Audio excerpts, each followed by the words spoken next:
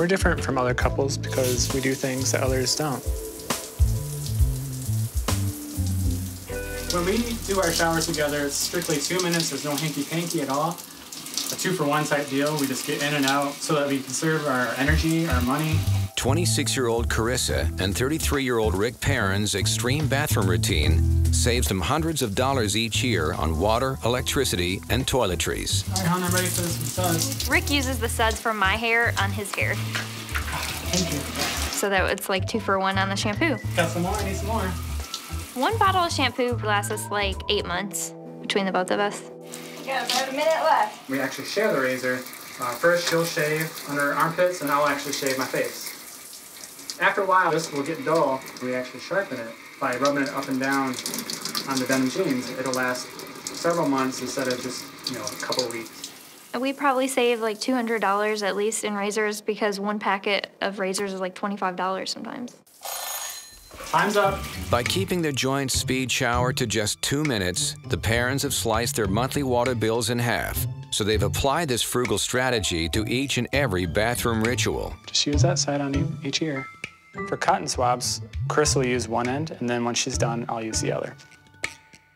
With the deodorant, we actually share that too, and we're only allowed 1 wipe per armpit, and so when we do that, it can serve as deodorant.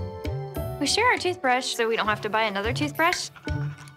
We're so cheap that we share our tooth floss. There you go. I think that's quite gross, actually. I think it's floss. It's probably 99 cents. I think you should get rid of it. For Rick and Karissa, the bathroom cost-cutting is a team effort. Told you have to pay me for those. But in the kitchen, it's a battle for dominance. Each week, we have a weekly budget of $25 for our groceries. Well, the household grocery budget goes towards everything that we share. We actually share the milk. But sometimes he likes to eat more of certain things, so then we have to buy him his own, and he's responsible for those charges. We actually label our eggs. There's 6 of them, 6 for K for Karissa and 6 R's for Rick. There's been a couple of times where the person who's bought the eggs, especially Karissa, the eggs were cracked, and she didn't double check them before she purchased them. So that actually comes out of her eggs. We are really competitive when it comes to being cheap. This is where I keep all my snacks. She hides the key from me, so I can never actually get in there. Always on my person. You spend a lot of money and time and research getting a snack at a good deal. So when he eats them, that's like taking money out of my wallet. So I have to protect my snacks. This way they last longer, and it's a security system for my treats. Can I have one? I guess, but that means that you owe me 15 cents. Jeez. Date night at the Perrins means calculating utility usage. Do you have the percentages on the gas? While keeping separate bank accounts is a regular practice in many marriages, there's nothing common about the way Rick and Karissa split their expenses. Even though this might seem a little boring to some people, we actually love it because we're really competitive and we get into it, and whoever saves the most has bragging rights for the rest of the month. The electric log works, showing us who used the electric when, and our bedtime is 10 o'clock, so whoever stays up beyond that point or gets up earlier than 6 o'clock has to log on here. I like to keep track of our flushing because that attributes to our actual cost of our water bill each month. Well, every time we flush a toilet, we have to put a tally mark. Whoever flushes the toilet more owes extra on the electric and the water bill. It's fair. If one person's using more than the other, then that person should pay. So we're gonna divvy it up and see who owes what. It looks like I owe $20.07. But Rick only owes $18.59. Yes. The parents plan to save $1 on every major life event to come. A true cheapskate plans for every eventuality, including death. We decided to arrange our funeral now because that way we'll avoid all of the inflation. Statistically, men die before women, and I don't want Rick to die and me be stuck with a huge funeral bill. I can get it now at half the cost.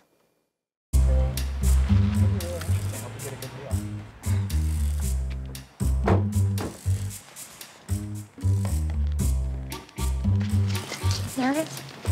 Yeah, should be okay. We're basically looking for the cheapest deal that we can possibly get. I mean, we're gonna be dead, so might as well, right? Right. a little young for doing this. Yeah, I figured it'd save us money in the long haul, you know? That's what pre-planning's all about. You can plan today and lock in a price, and you know, 50 years from now, it'll be the same price. The average funeral costs $7,000, a number that doubles every 12 years. By planning now, the parents will be saving tens of thousands of dollars decades down the line. Chris and Rick, this is the area that if you want to be cheap, these are our cheapest caskets. So on these coffins, I was noticing like there's pillows and, I mean, what's this? I don't even know what that's called. How much would that reduce the price if we take out the lining and the pillow and, you know, anything extra? Is there any way we can order it without? I would have to call the manufacturer, but gosh, y'all have got 50+ years, but hopefully before you'll need this, that y'all have that long life together, that you can make that decision then if you still want to be cheap. Yes, I want to be cheap. I'd love to get them to put a little bit more life into it, but looking at how they want to do it, I think they're a very cheap couple. Rick and I had this idea. We want to just have one burial, one funeral, one everything. If he dies first, because he's older and he's a guy, then we can bury him and then just exhume him when I die and then bury me with him. And that way it's just one casket, one everything. It just makes more sense. Can we do that? It's a very weird request to exhume a loved one and then place the new dead person in with that casket. Do you have any big enough to fit 2 of us? Or you just have to be on top of each other. Okay, that'll probably work. They're very cheap. It's new to me that someone would have that request to dig their loved one up and be placed in there with them. There are going to be charges for exhumation. You got to hire professionals to dig the grave to get you out. Can we crunch the numbers and look at all of our options? We sure can. Okay. By skipping the embalming process and stripping the cheapest casket down to its bare bones minimum, the parents have arranged 2 funerals for half the price of one. So if we pay you cash, can you give us a cash discount? I'm really excited because we finally settled on a coffin, and we're just gonna share one. And he let us put a deposit down. The price is locked. We're good to go. Rick and I are gonna go check out the price of headstones because I've heard they're really expensive and there's gotta be a way around it. This monument here is for 2 people. We can put a family name here, your last name. We engrave your first names and your dates of birth in it right here. Generally speaking, it's between $1,800 and $2,800. Would it be cheaper if we just did like fewer letters, like our initials, instead of full name? Typically, most people kind of want their name on there so that maybe future generations could know who was buried there rather than just having initials on the stone. The entire purpose of it is to have your name on there. So to save a little bit of money by removing a few letters of your name, that was definitely a first for me. So we could do something similar to this, but just half the size. Half the cost, or? Not quite half. I mean, something like that could range from $800 or $900 to $1,100 or $1,200. I was pretty shocked how costly a gravestone actually is. Do you happen to have any stone that maybe was busted, somebody hit it with a car or something? Maybe it was broken, you can actually fix and repair, and then you can maybe sell back to us? So I don't have anything like that. Okay. We're actually curious if we bring a big old rock in ourselves, that you could actually put a plaque on that rock. We can do that. Sedimentary rock, and it doesn't last very well in a cemetery, so we recommend, granite or marble, as opposed to just like a rock you might dig up in your backyard. I've never spoken to anyone here that was quite looking to do it that cheaply. These stones here, these are flat markers. Most commonly, they're used at the foot of a grave when you have like an upright stone. But, we can use this at the head of the grave. Yeah, great. Yeah, perfect. Absolutely. With a smaller headstone, we're gonna save about $2,000 there. So I'm pretty excited.